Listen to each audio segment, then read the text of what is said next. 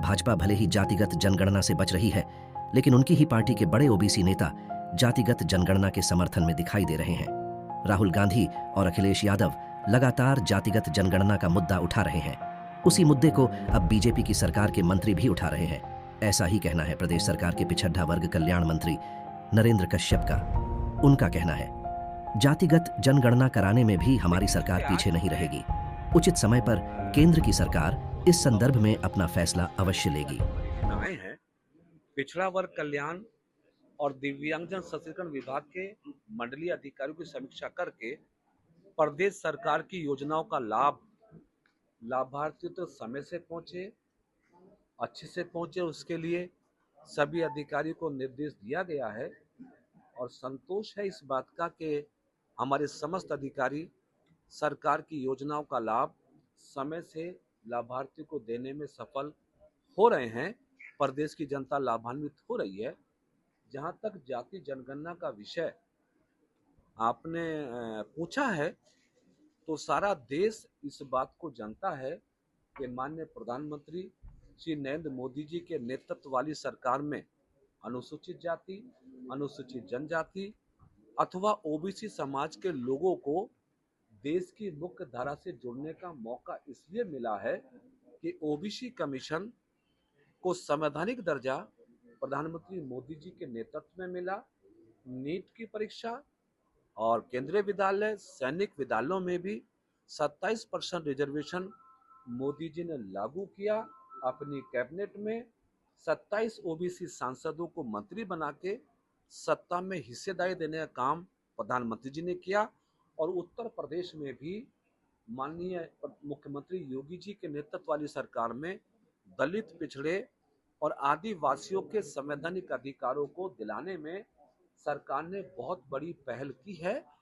फिर भी मैं समझता हूं, चूंकि आपने जाति जनगणना की बात कही है, तो हमारी सरकार संवेदनशील है और देश की जनता को भरोसा करना चाहिए कि जब प्रधानमंत्री जी जम्मू कश्मीर से अनुच्छेद 370 और 35(a) को हटाकर देश की एकता, अखंडता को मजबूत करने में पीछे नहीं हटते, तो समय आने पर जाति जनगणना कराने में भी हमारी सरकार पीछे नहीं रहेगी। उचित समय पर केंद्र की सरकार इस संदर्भ में अपना फैसला अवश्य लेगी। अखिलेश यादव लगातार जाति जनगणना की बात कर रहे हैं, राहुल गांधी जी और अखिलेश यादव जी की पार्टी और कार्यों के बारे में प्रदेश और देश जानता है कि ये ऐसी पार्टियां हैं जो समाजवाद के नाम पर, रोटी कपड़ा और मकान के नाम पर देश और प्रदेश की जनता का समर्थन तो प्राप्त करते हैं, लेकिन जब सत्ता में हिस्सेदारी की बात आती है या नौकरियों में हिस्सेदारी की बात आती है, तो ये केवल अपने परिवार की परिधि में ही फैसला लेते हैं। आप लोगों ने देखा होगा कि समाजवादी पार्टी की सरकार में 86 पीसीएस की भर्ती हुई थी। 56 लोग एक ही समाज के थे, तो उस समय ना पीडीए कहीं दिखता है उनको, ना आरक्षण उनको दिखता है। कांग्रेस पार्टी के लोगों ने 55 साल से ज्यादा देश में राज किया है। क्यों नहीं उन्होंने मंडल कमीशन की रिपोर्ट को लागू होने दिया? क्यों नहीं काका कालेलकर की रिपोर्ट को लागू होने दिया? क्यों नहीं उन्होंने संवैधानिक दर्जा दिया? 50 साल कांग्रेस ने राज किया और 40 साल तक ओबीसी समाज के रिजर्वेशन को डिले करने का काम कांग्रेस पार्टी के लोगों ने किया। हम तो धन्यवाद करते हैं मोदी जी का कि जिन्होंने पिछड़ों के भाव को समझा और देश में आरक्षण की व्यवस्था को बेहतर किया। फिर भी जाति जनगणना के बारे में हमारी सरकार चिंता करेगी, सही समय पे इस पर फैसला लेगी। अभी भी ये बात आ रही है कि जो चुनाव होंगे उसमें ऐसी उम्मीद है कि जितनी 10 सीटें उसमें परिवार के लोग भी चुनाव लड़ेंगे। निश्चित सब लोग देख ही रहे हैं कि समाजवादी पार्टी ने भी पार्लियामेंट का चुनाव हुआ, उनके परिवार के चाचा भतीजे सब मिला के 5 एमपी हो गए, तो वहां का रिजर्वेशन की बात चली जाती है। समाजवादी पार्टी में संगठनात्मक चुनाव होते हैं, एक ही परिवार का व्यक्ति पूरी पार्टी को चलाता है। कांग्रेस पार्टी में जाति जनगणना कराने में भी हमारी सरकार पीछे नहीं रहेगी। उचित समय पर केंद्र की सरकार इस संदर्भ में अपना फैसला अवश्य लेगी। अखिलेश यादव लगातार जाति जनगणना की बात कर रहे हैं, राहुल गांधी जी और अखिलेश यादव जी की पार्टी और कार्यों के बारे में प्रदेश और देश जानता है कि ये ऐसी पार्टियां हैं जो समाजवाद के नाम पर, रोटी कपड़ा और मकान के नाम पर देश और प्रदेश की जनता का समर्थन तो प्राप्त करते हैं, लेकिन जब सत्ता में हिस्सेदारी की बात आती है या नौकरियों में हिस्सेदारी की बात आती है तो ये केवल अपने परिवार की परिधि में ही फैसला लेते हैं। आप लोगों ने देखा होगा कि समाजवादी पार्टी की सरकार में 86 पीसीएस की भर्ती हुई थी, 56 लोग एक ही समाज के थे। तो उस समय ना पीडीए कहीं दिखता है उनको, ना आरक्षण उनको दिखता है। कांग्रेस पार्टी के लोगों ने 55 साल से ज्यादा देश में राज किया है, क्यों नहीं उन्होंने मंडल कमीशन की रिपोर्ट को लागू होने दिया? क्यों नहीं काका कालेलकर की रिपोर्ट को लागू होने दिया? क्यों नहीं उन्होंने संवैधानिक दर्जा दिया? 50 साल कांग्रेस ने राज किया और 40 साल तक ओबीसी समाज के रिजर्वेशन को डिले करने का काम कांग्रेस पार्टी के लोगों ने किया। हम तो धन्यवाद करते हैं मोदी जी का कि जिन्होंने पिछड़ों के भाव को समझा और देश में आरक्षण की व्यवस्था को बेहतर किया। फिर भी जाति जनगणना के बारे में हमारी सरकार चिंता करेगी, सही समय पे इस पर फैसला लेगी। अभी भी ये बात आ रही है कि जो चुनाव होंगे उसमें ऐसी उम्मीद है कि जितनी 10 सीटें हैं उसमें परिवार के लोग भी चुनाव लड़ेंगे। निश्चित सब लोग देख ही रहे हैं कि समाजवादी पार्टी ने भी पार्लियामेंट का चुनाव हुआ, उनके परिवार के चाचा भतीजे सब मिला के 5 एमपी हो गए, तो वहां का रिजर्वेशन की बात चली जाती है। समाजवादी पार्टी में संगठनात्मक चुनाव होते हैं, एक ही परिवार का व्यक्ति पूरी पार्टी को चलाता है। कांग्रेस पार्टी में चुनाव होता है, एक ही परिवार चलाता है।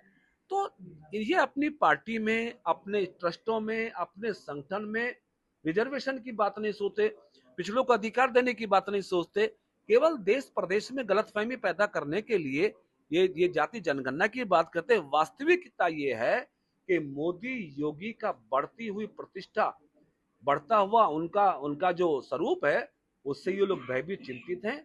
और मैं फिर भी हम कहते हैं कि हमारी सरकार सबका साथ और सबके विकास की अवधारणा पर चल रही है।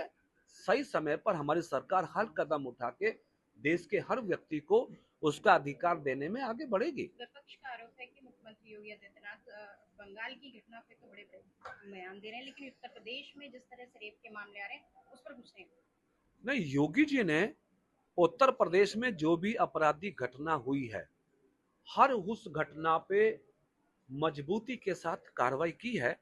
अयोध्या की घटना का क्योंकि मैं उस टीम में गया था, जो 3 सदस्यीय टीम बनी थी अयोध्या की घटना में निरीक्षण करने के लिए। हमने जो रिकमेंडेशंस की, अयोध्या की घटना में सभी मुलजिम गिरफ्तार हुए, उनकी संपत्ति को बिशमार किया गया, और जितने भी अपराधी जो संगीन अपराधों में उत्तर प्रदेश में रहे हैं, योगी जी ने किसी भी अपराधी के खिलाफ कार्रवाई करने में कोई कोताही नहीं बरती है। लेकिन बंगाल में ऐसा नहीं हुआ।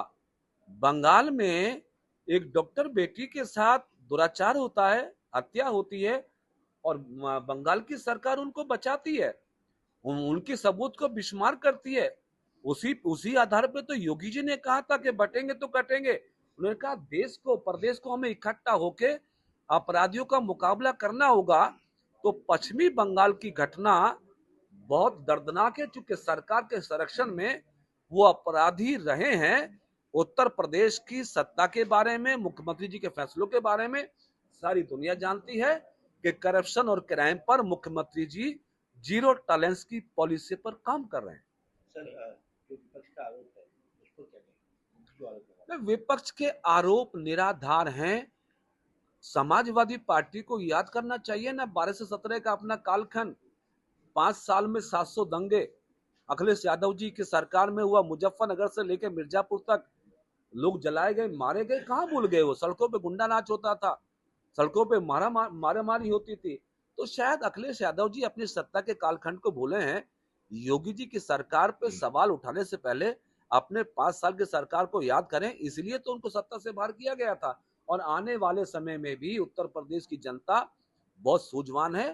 फिर 2027 में भारतीय जनता पार्टी को प्रदेश की जनता मौका देने वाली है। विपक्ष कह रहा है जो 10 सीटों को चुनाव है उसमें जो है सत्ता का जो सफाया हो जाएगा, गठबंधन, इंडिया गठबंधन सीटें। भारतीय जनता पार्टी और हमारे अलायंस पार्टनर्स उत्तर प्रदेश में होने वाले सभी 10 सीटों पर चुनाव जीतेंगे। इसकी पूरी रणनीति